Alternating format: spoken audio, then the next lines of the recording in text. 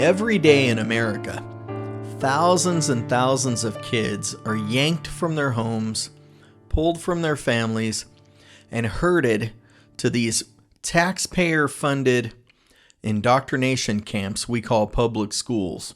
And should you dare refuse to comply, well, the government could fine you, imprison you, remove your child forcibly from your home here in the land of the free and the brave.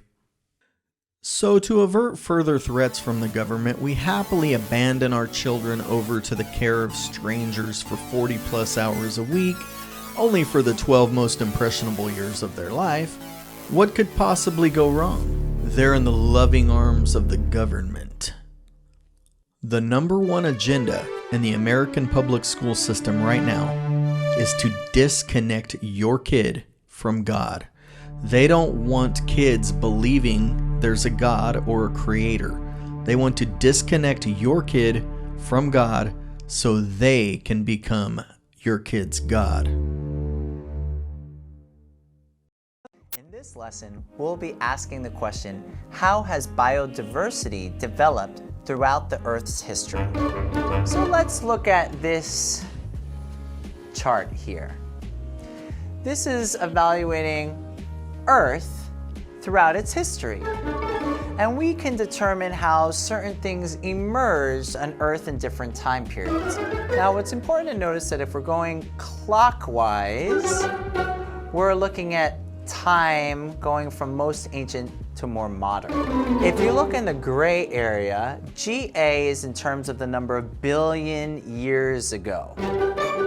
So we go all the way clockwise until we get to this point in which we're at MA, which is millions of years ago, and we get to about 65 millions of years ago. And then what happens is all of these types of organisms developed in time periods where we can trace them back by these colors in a counterclockwise direction to determine the number of years ago that they were first seen. Now let's look at some really important substances in our Earth's development. Number one is prokaryotic life. Prokaryotic life arose about 3.5 billion years ago. So if we go right back here, we can see that photosynthetic sulfur-producing organisms started to arise around 3.5 billion years ago. And where did they arise? They arised in these shallow ocean pools on the Earth. Now, if we go to 2.7 billion years ago, we see oxygen-producing photosynthetic organisms that emerge. So instead of producing sulfur, they are producing oxygen. And soon after that, we see that our atmosphere becomes oxygen-rich. So we're at the beginnings of life beginning to form. So now let's look at more complex life. So let's start evaluating when plants and animals started to form on the Earth. So let's start with organisms, in particular eukaryotic organisms.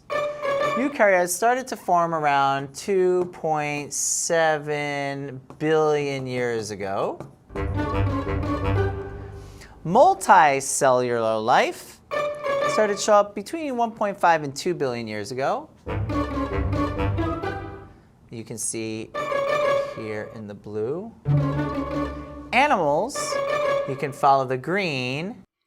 They started their Darwinian agenda quite a while ago. They took their cues from the communists and realized you can control people easier if you can get religion and creation and the Bible out of their heads and start from the cradle up and brainwash these poor kids into believing that there's no God at all. And then who becomes their God?